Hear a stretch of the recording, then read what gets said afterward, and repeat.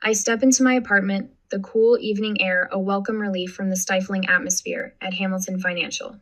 My heels click against the hardwood floors as I make my way to the kitchen, already dreaming of a glass of wine, and take out after the grueling board meeting. That's when I hear them voices drifting from my living room, casual and animated, as if they have every right to be there. My hand freezes on the light switch. My sister Olivia's distinctive laugh rings out, followed by Rachel's eager voice chiming in about some resort. Mom's there too, her tone warm and excited in a way I haven't heard in months. I round the corner, my designer bags still clutched in one hand, and find them sprawled across my leather sectional like it's their personal planning committee.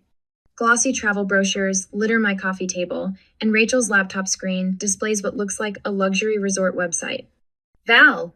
Mom brightens when she sees me, but there's something off in her smile. We were just discussing the plans for my 65th. Plans? I set down my bag, a knot forming in my stomach. What plans? Olivia leans forward, her perfectly manicured hands gesturing animatedly. We've found the most amazing resort in Cabo. 8 days of pure luxury spa treatments, private beach access, sunset cruises. Mom's gonna love it. My mind floods with memories, each one striking like a physical blow. Last summer's solo trip to Europe canceled because Rachel needed help with her divorce lawyer's retainer. The director position I turned down because it would mean less flexibility for family emergencies. Christmas after Christmas of covering shared family gifts while my sisters contributed token amounts. The pattern is so clear, now every sacrifice demanded and accepted without question. You have to come to dinner tonight, Mom says, gathering her purse. We need to discuss all the arrangements. Eleanor's making her famous pot roast. 2 hours later, I sit at my mother's ornate dining table, surrounded by the familiar trappings of family gatherings. Crystal glasses catch the light from the chandelier, and photographs line the walls carefully curated moments of family history. The smell of pot roast fills the air, but my stomach is too tight to eat. So it's settled then, Eleanor announces, passing the green beans. We'll drop off the kids that Friday morning. I've written down all their scheduled soccer practice for the twins, Emma's dance class, and Charlie's allergies, of course.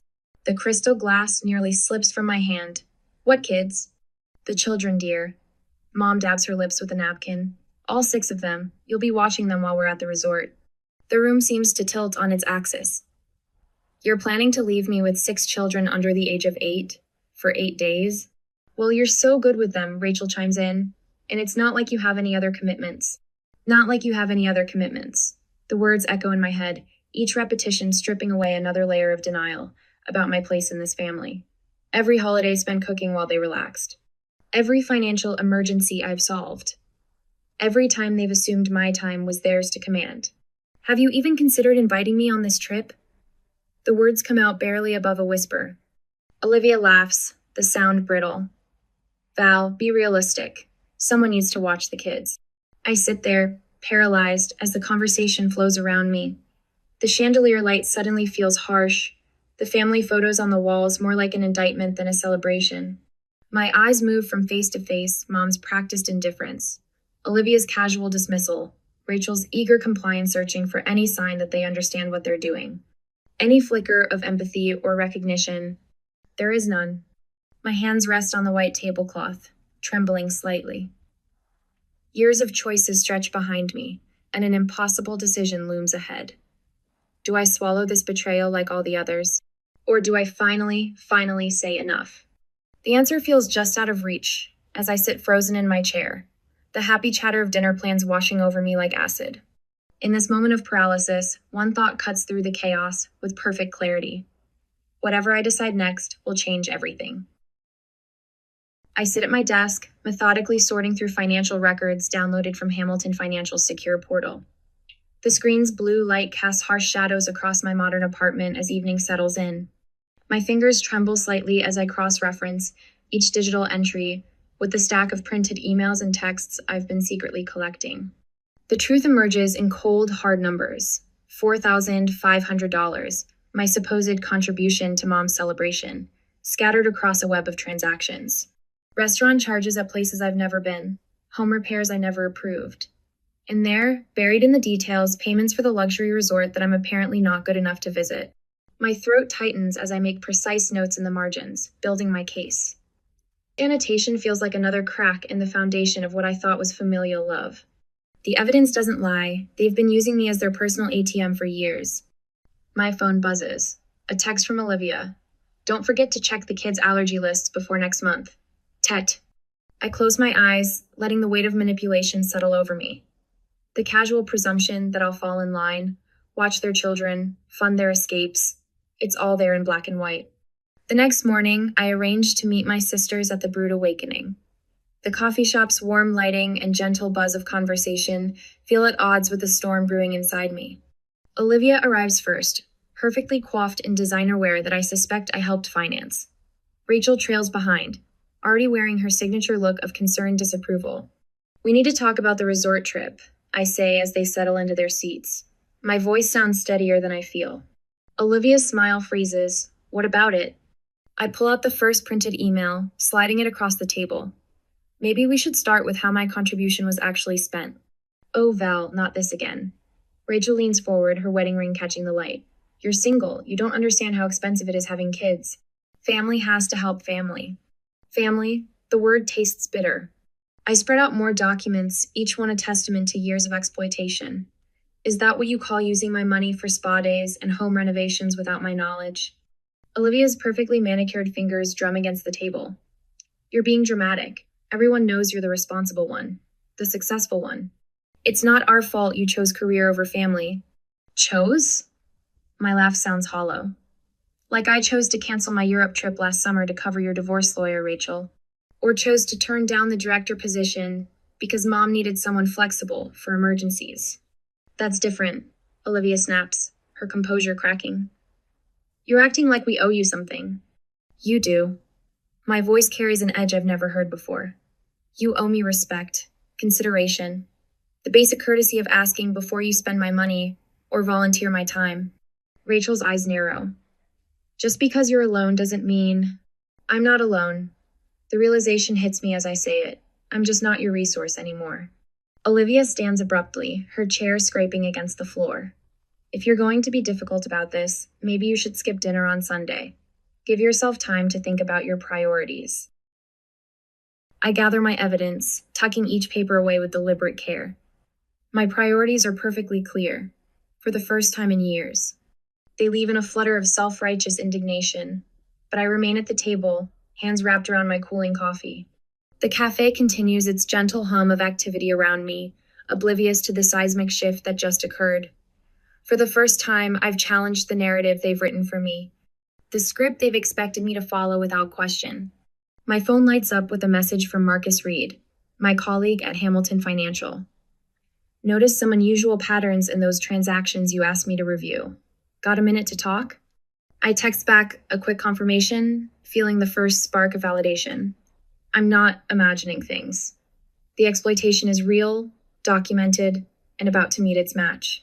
The afternoon sun casts long shadows across Crescent Grove Park as I settle onto my favorite bench beneath the sprawling oak tree. This spot has always been my refuge, a place where the gentle rustle of leaves drowns out the doubts that plague me after every family confrontation. My phone rings. Marcus. I've been reviewing those transactions, he says without preamble. His voice carries the measured tone I've come to associate with his most careful analyses. There's a pattern here that goes beyond casual financial oversight. 20 minutes later, I'm sliding into a booth at the Urban Nook, spreading my documentation across the worn wooden table. Marcus sits opposite me, his typically pristine suit jacket draped over the chair, sleeves rolled up as he pores over my evidence. Look at these timestamps. He points to a series of entries. The contributions weren't just misused. They were systematically diverted through multiple accounts. I've seen similar patterns with clients who've experienced financial exploitation. The word hits like a physical blow. Exploitation. I've been dancing around it, cushioning it with softer terms like misunderstanding or family dynamics. But Marcus's clinical assessment strips away the pretense. Back home, I sit cross-legged on my couch, a leather-bound journal open in my lap. Each entry documents another sacrifice. The promotion I declined because mom needed weekly help with housework. The savings I depleted covering Eleanor's mortgage payment. Christmas after Christmas of maxed out credit cards because sharing is caring. My chest aches with a familiar tightness as I trace the words with my fingertip. The meticulous record-keeping that I once used to prove my devotion now reads like a ledger of betrayal. Even my closest friends have grown distant, worn down by years of canceled plans and last-minute family emergencies. The silence of my apartment presses in, broken only by the soft tick of the designer clock, another shared expense I somehow ended up covering alone. My reflection in the darkened window looks different somehow. Tired, yes, but also resolute. The woman who documented every sacrifice is finally ready to acknowledge their cost.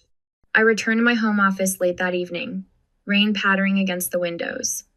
The vintage desk lamp casts a warm circle of light as I spread out my evidence one final time. Something about Olivia's latest email thread catches my eye. A phrase about additional fund allocation that seems oddly formal for my usually casual sister. My hands steady as I begin to decrypt the careful language, cross-referencing dates and amounts. The pattern emerges slowly at first, then with stunning clarity. This isn't just about babysitting duties or vacation expenses. The emails reveal a calculated scheme to maintain control over family assets, with my resources as the primary target. I save the document, then print a copy with trembling fingers. The evidence feels heavy in my hands, heavier than paper should be. Perhaps because it carries the weight of revelation, this betrayal runs deeper than I ever imagined, and nothing will ever be the same. My phone buzzes against the glass desk for the 100th time this morning. Rain pelts the windows of my corner office at Hamilton Financial, matching the storm brewing in my inbox. Olivia's latest Facebook post glares up at me from the screen. Some people forget everything that's been done for them. When you've sacrificed everything for your family, only to be betrayed. Number toxic people, number ungrateful. The timestamp reads 9:03 a.m. She's been at this for hours already, each notification a fresh wound. I scroll through the comments, my throat tightening as distant relatives and family friends pile on with their accusations. Aunt Margaret, who I haven't seen since Christmas 3 years ago, has written a paragraph about family loyalty. Uncle Steve, who needed a loan last summer for his new boat, calls me selfish. A new message pops up in the family group chat Forever Family. Rachel this time sharing screenshots of emails I sent last year when I couldn't make it to her son's birthday party. I was in London closing $1 million deal for the firm. The deal that helped pay for her divorce lawyer 2 months later. Remember this? She writes. Always too busy for family. Now we know where Val's priorities really lie. My hands tremble as I set the phone face down. The polished surface of my desk reflects a woman I barely recognize, hair perfectly styled, designer blazer immaculate, eyes haunted. The morning light catching on my silver pendant seems to mock the chaos erupting across my social media accounts. A text from my mother. Eleanor is devastated. How could you do this to the children? The glass of water by my keyboard ripples with each shaky breath I take. Inside my chest, something that's been bending for years finally threatens to snap. I pick up my phone again, open my voicemail. 3 new messages. Val, it's Jessica. My cousin's voice drips with manufactured concern. I just can't believe what I'm hearing. After everything your sisters have done for you. Delete. Valerie Marie Thompson, you call me back this instant. Delete. Hey, it's Marcus. The familiar voice of my colleague cuts through the noise. Saw the posts. Let's grab coffee. You shouldn't be alone right now. My finger hovers over the delete button, then drops. Through the rain-streaked windows, I watch the city pulse with morning traffic. Each car represents someone moving forward, someone choosing their own direction. The thought hits me with startling clarity. I've spent so long being the family rock that I've forgotten how to move at all. A new notification lights up my screen. Olivia again, this time sharing photos from last Thanksgiving. There I am in the background, cooking while everyone else poses for pictures. Carrying dishes while they open presents. Always in motion, always in service, never really seen. The trembling in my hands stills. I close my eyes, draw in a breath that feels like the first one I've taken in years. The rain drums against the windows. A steady rhythm that drowns out the chaos of notifications. In this moment of quiet, something shifts inside me, a fault line finally giving way, revealing bedrock I didn't know I had. My phone rings, startling me. Benjamin Carter's name flashes on the screen. My old mentor, retired now, someone I haven't spoken to in months. I answer before I can think better of it. Valerie. His voice carries the same steady authority I remember from my early days at the firm. I saw what's happening. Are you all right? I'm fine. I say automatically, then catch myself. Actually, no, I'm not. Good. The word surprises me. That's the first honest thing you've said to anyone in years, isn't it? The truth of it hits like a physical blow. I sink into my chair, clutching the phone tighter. Listen carefully, Benjamin continues. I've watched you build your career on precision and integrity. You analyze million-dollar deals without flinching. Yet you let your family treat your life like a resource to be mined. Why? They're family, I whisper, but the words sound hollow even to me. Number. His voice carries the weight of experience. They're people who've learned that your strength is profitable to them. There's a difference. Something breaks loose in my chest knot, the snap I feared earlier, but a release, like a knot finally coming undone. What do I do? You do what you've always done best, Valerie.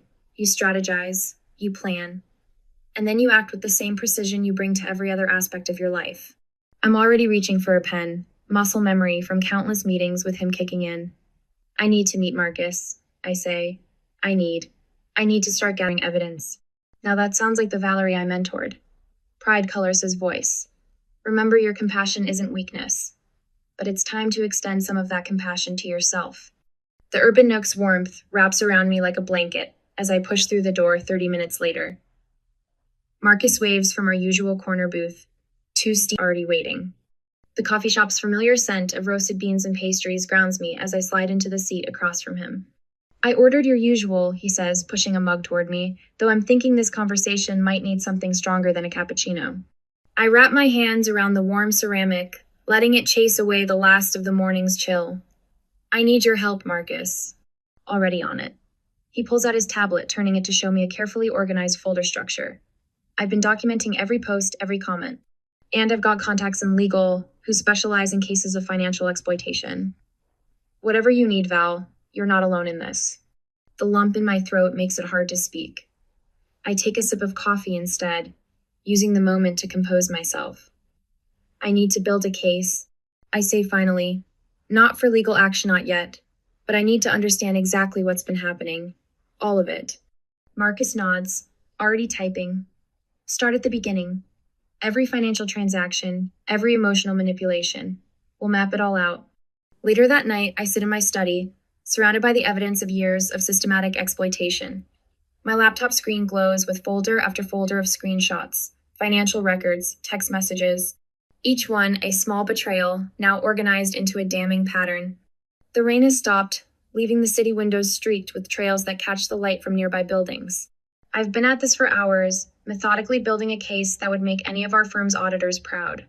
Every sacrifice, every manipulation, every moment I said yes when I should have said no, all of it, documented and dated. A new email notification breaks my concentration. From Olivia, sent to an address I don't recognize. My cursor hovers over the forward icon. She must have included me by mistake. The subject line reads, Special Fund Allocation. I open it. My breath catches as I read, then read again. The coded language is subtle, but after 15 years in finance, I know exactly what I'm looking at. A secret account, multiple transactions, a pattern of financial maneuvering that explains so much about the past few years. My hands are steady as I hit print. The evidence I've gathered tonight is a foundation, but this email, this is the key that will unlock everything. I stand, walk to my window. The city sparkles below, 1,000 lights reflecting off rain-slick streets. Somewhere out there, my family's probably still posting, still plotting, still certain of their control. They have no idea what's coming.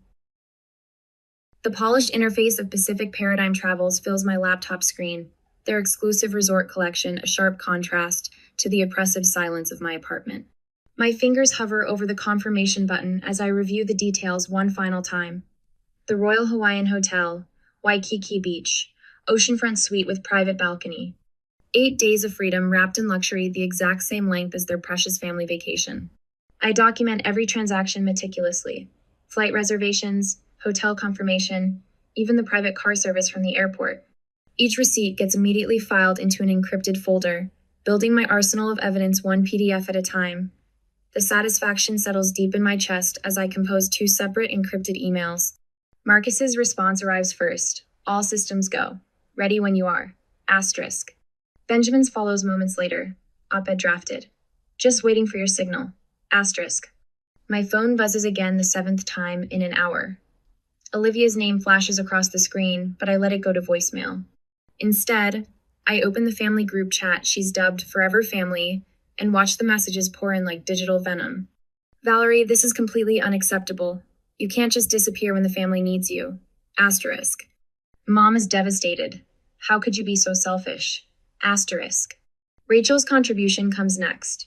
A poorly edited photo of me from last Christmas, annotated with snide comments about family loyalty. The image spreads across our extended family's social media like a virus, accompanied by increasingly hostile speculation about my character. She follows it with a barrage of doctored images, each one designed to paint me as the ungrateful sister, the family traitor. My hands don't shake as I document each post, each comment. Let them show their true colors. Have you seen what they're posting? Marcus's voice crackles through my AirPods. It's getting ugly out there. I've seen it. I minimize the family chat and pull up the counter campaign we've prepared. Are you ready? Everyone's in position. Benjamin's op-ed drops in the Metro Times tonight, and I've got screenshots of every manipulative text they've sent you for the past year. Just say the word. I think of the carefully cultivated image my sisters have built, the perfect daughters, the devoted mothers, the pillars of our community. Do it. The response is immediate and overwhelming. Numbers stand with Valerie trends locally within hours as Marcus releases his timeline of evidence. Benjamin's piece cuts through their carefully constructed narrative like a scalpel, exposing the years of financial and emotional exploitation. Comments pour in from colleagues, community leaders, even family friends who've witnessed their behavior firsthand. My cousin Jonathan's message catches me off guard. I had no idea it was this bad, Val. The way they treated you. I'm so sorry, asterisk. The family video call that evening is a masterclass in disintegration. Aunt Margaret's pinched expression fills my screen as she demands explanations. Olivia, these messages they're sharing, did you really expect Valerie to pay for everyone's Christmas gifts last year? You don't understand. Olivia snaps, her voice trembling with barely contained panic. A glimpse of Rachel appears in another window, her face flushed with anger. Need what? Rachel cuts in, her voice sharp with fear. Shut up, Olivia. The video glitches, freezing on their expressions of mounting horror as their united front crumbles in real time. Years of careful manipulation unravel in minutes. Through it all, I sit in silence, letting their own words do the work for me. Later that night, thunder rolls outside my window as I sort through my digital archives in my private study. The email from Olivia catches my eye, one I'd nearly forgotten about from 6 months ago. My breath catches as I read it again, seeing the detailed instructions for manipulating family funds with new clarity. My hands tremble slightly as I hit print. The pages emerge warm from the printer, each one more damning than the last. I create a new digital folder labeled Final Evidence and secure the physical copies in my safe. Every calculation, every scheme, every manipulation laid bare in black and white. The thunder crashes again as I prepare my public statement, detailing the full extent of their betrayal. My phone lights up with a text from Marcus' live stream scheduled for tomorrow. Are you ready to end this? Asterisk. I look around my quiet apartment, thinking of the oceanfront suite waiting for me in Hawaii, of the freedom that's finally within reach. Lightning splits the sky, and this time it feels like applause. Ready, asterisk? I text back. Time to finish what they started. Asterisk. I close my laptop and walk to the window, watching the storm rage outside. Tomorrow, I'll deliver the final blow of evidence that will shatter their facade. But tonight, I savor the calm before my own storm, knowing that for the first time in years, I'm the one holding all the power. The Royal Hawaiian confirmation email chimes on my phone. 8 days of peace waiting on the other side of tomorrow's war. I smile, thinking of my sisters scrambling to contain a situation that's already far beyond their control. Let them try to spin this. Some things just can't be manipulated back into place. I stare at my phone screen, watching the notifications flood in. Olivia's latest attack unfolds in real time, a carefully crafted legal notice from Preston and Associates threatening action over breach of familial financial agreements. The timestamp reads 10:03 a.m., right on schedule. Rachel's social media barrage follows 3 minutes later. My sister's performative grief spreads across Instagram, Facebook, and Twitter like a choreographed dance. Family means supporting each other, she writes beneath a strategically edited video clip of last Christmas. The footage conveniently cuts before I handed her a check for her divorce lawyer. The Forever Family group chat erupts with a symphony of message alerts. I watch the manipulation unfold with clinical detachment. noting how Olivia's carefully worded email to the extended family lands in my inbox at precisely 10:15 a.m. The subject line reads, "Urgent, concerning Valerie's recent actions." My home office feels different today. The sleek ergonomic chair that usually cradles me through long work days now serves as my command center. The wall of windows behind me offers a panoramic view of downtown, but my focus remains fixed on the 3 monitors before me. Marcus Reed's message pops up in my private chat. "Everything's in place. Benjamin's got the financial records ready." I check my watch, 2:45 p.m. In 15 minutes, the Atrium Conference Center's modern glass facade will welcome hundreds of media representatives and community members. My throat tightens, but my hands remain steady as I gather the dossier of every manipulative text, every coerced financial contribution, every twisted family narrative meticulously documented and cross-referenced. The drive downtown passes in a blur of steel and glass buildings. When I step into the conference center's lobby, the familiar click of my heels against marble grounds me.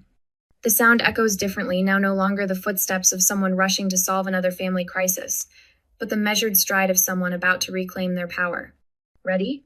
Benjamin asks, appearing at my elbow with the presentation drive. I nod, my fingers brushing against the small silver pendant at my neck, a habit I've carried since childhood. But today, it's not a nervous gesture. It's a reminder of every moment that led to this one. The conference room buzzes with anticipation. Camera shutters click rapidly as I take my place at the podium, the weight of the dossier solid and reassuring in my hands. The projector hums to life, and the first screenshot appears on the massive screen behind me, Olivia's threatening email from this morning, timestamp intact. "Good afternoon," I begin, my voice carrying clearly through the room. "Today, I'm here to tell you a story about family, about power, and about truth." The presentation unfolds like a precisely executed chess game. Each piece of evidence lands with devastating impact. Rachel's manipulated social media posts juxtaposed against reality. Financial records revealing years of systematic exploitation. The group chat messages that show the calculated nature of their emotional warfare. The audience reaction shifts from professional interest to stunned silence as the pattern emerges. In the third row, I spot my mother's closest friend, her hand pressed against her mouth. 2 local news anchors scribble furiously in their notebooks. A business reporter I recognize from the Hamilton financial press circuit is already typing on his laptop. This morning, I continue, pulling up the legal notice. My sister attempted to threaten me with legal action. Let's examine exactly what these familial financial agreements entail. The next hour passes in a blur of revelations. Each disclosed document, each played recording, each financial transaction projected on the screen serves as another nail in the coffin of their manipulation. The narrative they've carefully constructed over years crumbles in real time, and I stand in the aftermath, finally able to breathe. When I finish speaking, the room erupts in questions. Reporters call out for clarification, details, reactions, but I'm already gathering my materials, my part in this performance complete. The evidence will speak for itself now. In the elevator down to the parking garage, I check my phone one last time. The forever family chat has fallen silent. My email inbox shows 3 urgent messages from Olivia's law firm, not Preston and Associates this time, but her actual employer. Rachel's social media accounts have gone dark. The next week passes in a whirlwind of legal proceedings. Samantha Brooks, my attorney, systematically dismantles their defenses in court. The financial records Benjamin provided become front-page news. Local business leaders, who once smiled politely at my family's galas, now publicly denounce their actions. The bank has frozen several accounts pending investigation. They're scrambling. Samantha tells me over coffee, sliding another stack of documents across the table. 3 board members have already reached out to distance themselves from your sister's firm. The final confrontation happens at Willow Grove Estate, where it all began. The grand house looms against the darkening sky as I pull into the circular driveway. Inside, the familiar crystal chandelier casts shadows across concerned Facis extended family, board members, community leaders who've known us since childhood. Olivia and Rachel stand near the fireplace, their usual confidence replaced by something harder, more desperate. Mom sits in her favorite armchair, looking smaller than I remember. "You've destroyed this family," Olivia says, but her voice wavers. I meet her gaze steadily. Number, I've exposed what was destroying it all along. The room falls silent as I methodically address each person, each betrayal, each manipulation. Years of financial records spread across the antique coffee table. Aunt Eleanor gasps at the sight of her own signature on a document she never fully read. Uncle James stares at the floor. This ends now, I say, my voice carrying to every corner of the room. The exploitation, the guilt, the endless demands of it. Later, I stand alone on the veranda, watching storm clouds gather above the manicured gardens. The sealed envelope in my hand contains one final piece of evidence proof of financial misappropriations that would shatter what remains of our family's facade. Thunder rumbles in the distance as I trace the envelope's edge with my finger. Behind me, the murmur of voices continues, a Greek chorus of shock, regret, and whispered revelations. But out here, in the gathering storm, I stand at a crossroads. The question isn't whether they'll ever understand what they've done. The question is whether understanding would change anything at all. The ocean breeze caresses my skin as I step onto Waikiki's pristine shore, my bare feet sinking into sand that feels like crushed velvet. Dawn paints the sky in watercolor strokes of pink and gold, and the rhythmic crash of waves drowns out the last echoes of my family's manipulative voices. This moment, this perfect, peaceful moment, belongs to me alone. I adjust my sun hat and settle onto my beach blanket, watching early morning surfers carve through waves that glitter like cut crystal. 3 weeks into my Hawaiian escape, and I still can't quite believe I'm here. The weight that you press against my chest has lifted, replaced by something lighter, freer. The morning stretches before me like an unopened gift. In 2 hours, I'll head to the Aloha Clay Studio, where James, my instructor, is teaching me to shape clay into delicate vessels that seem to capture light itself. My latest piso bowl with waves etched into its rim sits in the kiln, waiting to emerge transformed. Like me. My phone buzzes. Marcus Reed, my travel consultant, has sent the final itinerary for my upcoming European adventure. Paris in June, then a meandering path through Tuscany's sun-drenched hills. No family emergencies to derail these plans. No guilt-laden phone calls demanding my presence, my money, my soul.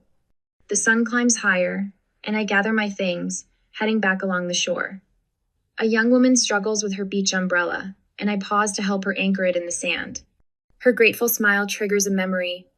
Me at her age, always rushing to solve everyone else's problems, measuring my worth in sacrifices made.